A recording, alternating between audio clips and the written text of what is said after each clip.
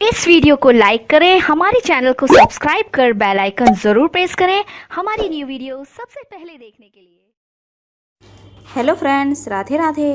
Friends, आज मैं आपको करवा चौथ से जुड़ी कुछ खास 30 बातों के बारे में बताने जा रही हूँ। इससे पहले अगर आपने मेरे चैनल को सब्सक्राइब नहीं किया है तो प्लीज़ पहले चैनल को सब्सक्राइब कीजिए और साथ ही बेल आइकन को भी प्रेस कीजिए, जिससे आने वाली मेरी लेटेस्ट वीडियो की नोटिफिकेशन आपको समय से मिल सके। पूर्णिमा के चांद के बाद जो चौथ पड़ती है उस दिन करवा चौथ मनाया जाता है।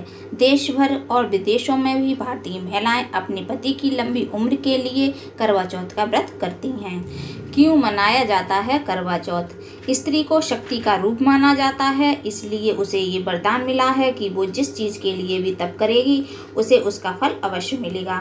हमारी पौराणिक कथाओं में सावित्री अपने पति को यमराज से वापस ले आती है, यानी स्त्री में इतनी शक्ति होती है कि वो यदि चाहे तो कुछ भी हासिल कर सकती है। इसलिए महिलाएं करवा चौथ के व्रत के रूप में अपने पति की लंबी उम्र के लिए एक तरह से तप करती हैं। तप का मतलब होता है कि किसी चीज को त्यागना और किसी एक दिशा में आगे बढ़ना। पहले के ज़माने में ऋषि मुनि इसलिए तप करते थे और सिद्धि प्राप्त करते थे। महिलाएं इस दिन निर्जल व्रत करती हैं। चौथ का चांद हमेशा देर से निकलता है। ये एक तरह से महिलाओं की परीक्षा होती है कि वो अपने पति के लिए कितना त्याग कर सकती हैं।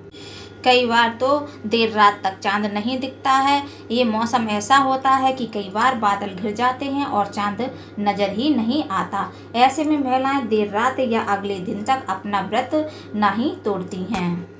कैसे करें व्रत की शुरुआत? सुबह सूरज उगने से पहले सास अपनी बहू को सरगी देती है, जिसमें बहू के लिए कपड़े, उसके सुहाग की चीज़ें जैसे चूड़ी, बिंदी, सिंदूर आदि, साथ ही फैनिया, फ्रूट, ड्राई फ्रूट, नारियल आदि रखा जाता है। सास द्वारा दी हुई सरगी से बहू अपने व्रत की शुरुआत करती है। अगर सास साथ में नहीं है तो वो बहू को पैसे भिजवा सकती है ताकि वो अपने लिए सारा सामान खरीद सके। सुबह सूरज निकलने से पहले सास की दी हुई फैनियाँ बनाकर पहले अपने पितरों, गाय, कुत्ते और कौए का हिस्सा अलग रख लें। फिर अपने पति और परिवार के लोगों के लिए भी अलग निकाल दें। उसके बाद फैनियाँ और सास के दिए हुए फ्रूट, ड्राई फ्रूट, नारियल खाकर ही व्रत की शुरुआत करें। फिर सास के दिए हुए कपड़े और श्रृंगार की चीज़ें पहनें। करवा चौथ की पूजा या कथा सूर्यास्त से पहले ही सुन लेनी चाहिए। उसके बाद पूजा और कथा पढ़ने का कोई मतलब नहीं है, इसलिए सूर्यास्त से पहले ही पूजा कर लें। शाम के वक्त जब दिन छुपने और शाम ढलने की शुरुआत होती है उस समय पूजा नहीं करनी चाहिए। इसलिए करवा चौथ की पूजा सूर्य के ढलने से पहले ही कर लें। सूर्य के रहते ही पूजा कर लेनी चाहिए, कथा सुन लेनी चाहिए और वायना निकाल लेना चाहिए। कहानी सुनते समय साबुत अनाज और मीठा साथ में रखते हुए कथा सुनी जाती है। करवा चौथ में थाली बांटने का भी विशेष महत्व होता है। इसमें अमूमन 7 सुहागन आपस में गाना गाते हुए थालियां बंटाती हैं और वो तब तक गाना गाती रहती हैं जब तक उनकी थाली उनके पास नहीं पहुंच जाती।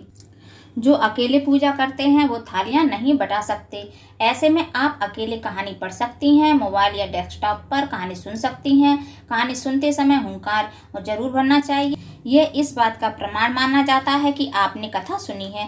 पहले के ज़माने में बहुएं दिन भर काम करके इतना थक जाती थीं कि जब सास कथा सुनाती थी तो वो सो जाती थीं। इसलिए कहानी सुनते समय हुंकार भरने की रिवाज है ताकि ये प्रमाणित हो सके कि आपने कथा सुनी है। बहू को कथा सुनाने के बाद सास के लिए बायना निकालना होता है, जिसमें मिठाइयाँ, गुलगुले आदि हर कोई अपने हिसाब से कुछ भी मीठा बायने में जरूर रखता है। सास के लिए कपड़े, सुहाग का सामान, पानी का लोटा जिसके ऊपर कुछ अनाज हो ताकि हमारे घर में हमेशा धन धान्य भरा रहे। और हाँ, शगुन का पैसा जरूर रखें। जिस तरह सास आपके लिए सुहाग का सामान, कपड़े, मीठा और शगुन की रखती है उसी तरह आपको भी सास के लिए बायना निकालते समय उसमें भी सभी चीज़ें रखनी चाहिए। बहू पूजा करने और कथा सुनने के बाद सास का बायना निकालती है। जब बहू व्रत शुरू करती है तो सास उसे करवा देती है उसी तरह बहू भी सास को करवा देती है। जब आप पूजा करते हो, कथा सुनते हो, उस समय आपको 2 करवे रखने होते हैं। एक वो जिससे आप अर्घ देते हैं, यानी जिसे आपकी सास ने दिया था, और दूसरा वो जिसमें पानी भरकर आप वायना देते समय अपनी सास को देती। सास उस पानी को किसी पौधे में डाल देती है और अपने पानी वाले लोटे से चंद्रमा को अर्घ देती है। मिट्टी का करवा महिलाएं इसलिए लेती हैं क्योंकि आप उसे डिस्पोज कर सकती हैं। मिट्टी का करवा ना हो तो आप स्टील के लोटे का प्रयोग कर सकती हैं। एक ही लोटा अगली बार भी इस्तेमाल कर सकती हैं। सिर्फ उसमें बंधी मौली बदल दें, उस पर ओम और स्वास्तिक बना लें। सास पूजा करने और कथा सुनने के बाद अपनी बहू को ये इजाज़त देती है कि अब तुम पानी, जूस या चाय आदि पी सकती हैं। इसकी एक वजह यह भी है कि पूरा दिन भूखे रहने से एसिडिटी बढ़ सकती है या कोई और हेल्थ प्रॉब्लम्स हो सकती है। इस तरह जिन लोगों को कोई दवाई नहीं लेनी होती है, उनके लिए भी सुविधा हो जाती है। अतः कथा सुनने के बाद कुछ पी सकती हैं या फल, ड्राई फ्रूट भी खा सकती हैं। जूस या फल का सेवन कथा सुनने के बाद और सास का वायना निकालने के बाद ही करना चाहिए। करवा के साथ गणेश जी की कथा क्यों सुनी जाती है? ऐसा कहा जाता है कि कथा कभी भी अकेले नहीं सुननी चाहिए, इसलिए करवा के साथ गणेश जी की कथा भी सुनी जाती है। गणेश जी को बच्चे का रूप माना जाता है और हम उस दिन खुद को पार्वती का रूप मानते हैं। करवा चौथ का व्रत स्त्री के पति और माँ बेटे के लिए रखा जाता है, यानी सास अपनी बहू से कहती है कि तुम मेरे बेटे की लंबी उम्र के लिए व्रत रखो, फिर आगे चलकर आप भी अपने बेटे के लिए अपनी बहू से व्रत रखने को कहेंगी। इसलिए गणेश जी की पूजा की जाती है ताकि हमें एक पत्नी और एक माँ की शक्ति मिल सके। वर्किंग वूमन कैसे रखें करवा चौथ का व्रत? जो महिलाएं वर्किंग हैं वो एक साफ बोतल में सास के दिए हुए करवे का पानी ऑफिस ले जाएं। हाँ, सास का दिया हुआ करवा एकदम खाली ना करें, यानी उसमें थोड़ा पानी रहने दें। साथ ही अनाज वाले करवे में से थोड़ा सा साबुत अनाज और सास के बानी के शगुन का पैसा ले जाएं। जिस समय आप कथा पढ़ या सुन रही हों उस समय अनाज और पानी अपने पास रखें। कथा सुनते समय सामने एक प्लेट या टिश्यू पेपर रख लें और हुंकार भरते हुए अनाज का एक एक दाना उस प्लेट या टिश्यू पेपर में रखते जाएं।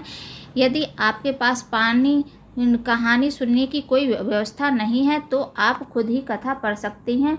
फिर ऑफिस से लौटकर करवे में वो पानी डाल दें जिसे आप ऑफिस ले गई थीं और साबुत अनाज को अर्घ देने के लिए रख दें। शाम को उसी पानी और साबुत अनाज से चंद्रमा को अर्घ दें। चंद्रमा को चांदी पसंद है क्योंकि वो शीतलता प्रदान करता है, इसलिए अर्घ देते समय चांदी का लोटा, सिक्का या अंगूठी हाथ में जरूर रखें।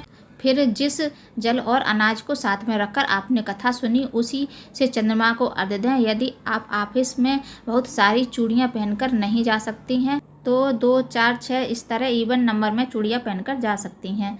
कुंवारी लड़कियाँ कैसे रखें करवा चौथ का व्रत? कई लोगों को ये कन्फ्यूज रहती है कि कुंवारी लड़कियां क्या करवा चौथ का व्रत रख सकती हैं। जी हाँ, कुंवारी लड़कियां भी करवा चौथ का व्रत जरूर रख सकती हैं। कुंवारी लड़कियां चांद को ना देखकर तारों को देखकर अपना व्रत खोल सकती हैं।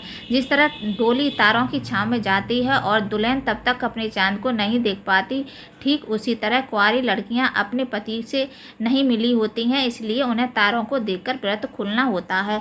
उन्हें किसी से सरगी नहीं मिलती, इसलिए उन्हें भी किसी को सुहाग का सामान नहीं देना होता है। कुंवारी लड़कियों को तारे देखने के लिए चलनी का इस्तेमाल नहीं करना होता है क्योंकि उन्हें चलनी में किसी की सूरत भी नहीं देखनी होती है। अर्घ देते समय पूजा की थाली में क्या क्या होना जरूरी है? दिन भर व्रत रखने के बाद, दिन में पूजा और कथा सुनने के बाद, शाम को जब महिलाएं चंद्रमा को अर्घ देती हैं तो उनकी पूजा की थाली में ये चीज़ें होनी बहुत ज़रूरी हैं। छलनी, आटे का दीपक, देसी घी का दिया और आटे का दीपक इसलिए रखा जाता है क्योंकि आटा भी अनाज ही है। फल, ड्राई फ्रूट, मिठाई की जगह घर में जो मीठा बना है उसे भी रख सकती हैं। और 2 पानी के लोटे, एक चंद्रमा को अर्घ देने के लिए और दूसरा वो जिससे आप पहले पति को पानी पिलाती हैं और फिर वो आपको पानी पिलाते हैं। पति को पहले पानी इसलिए पिलाया जाता है कि हम उन्हें परमेश्वर मानकर पहले उन्हें भोग लगाते हैं और फिर उसे खुद भी खाते हैं। जिस तरह हम नवरात्रि, शिवरात्रि आदि व्रत में पहले भगवान को भोग लगाते हैं फिर उसे ग्रहण करते हैं, ठीक उसी तरह करवा चौथ के दिन पति को परमेश्वर मानकर पहले उन्हें भोग लगाया जाता है और फिर खुद उसे ग्रहण किया जाता है। अर्ध वाले लोटे का पानी ना पिएं और फिर आप पति को फ्रूट, ड्राई फ्रूट और मीठा खिलाएं और पति भी आपको ये सब चीज़ें खिलाएं। अर्घ देते समय वो चुन्नी साथ जरूर ले जाएं जिसे आपने कथा सुनते समय पहनना था। चंद्रमा को छलनी में दिया रखकर उसमें से देखें, फिर उसी छलनी से तुरंत अपने पति को देखें। छलनी में दिया रखने का रिवाज इसलिए बना है क्योंकि पहले के ज़माने में जब स्ट्रीट लाइट्स नहीं हुआ करती थी तो महिलाएं चांद देखने के बाद छलनी में रखे दिए के प्रकाश से अपने पति को देख सकें। कई लोग जलते हुए दिए को पीछे फेंक देते हैं, ऐसा नहीं करना चाहिए। आप उस आटे के दिए को वहीं जलता हुआ छोड़ आएँ। कई लोग दिए के बुझने को भी अपशकुन मानते हैं, लेकिन ऐसा नहीं है।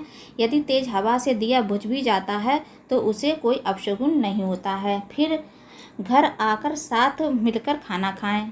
किसी भी पूजा के दिन सात्विक यानी बिना लहसुन प्याज वाला खाना खाया जाता है, इसलिए करवा चौथ के दिन ऐसा ही सात्विक भोजन करें। किसी भी तरह का तामसिक आहार ना लें। करवा चौथ को सेलिब्रेट करने के लिए आप अपने पसंद की कोई चीज़ बना सकती हैं। ज़रूरी टिप्स: हाथों में मेहंदी पर पति का नाम लिखवाया ही जाए, ये ज़रूरी नहीं है।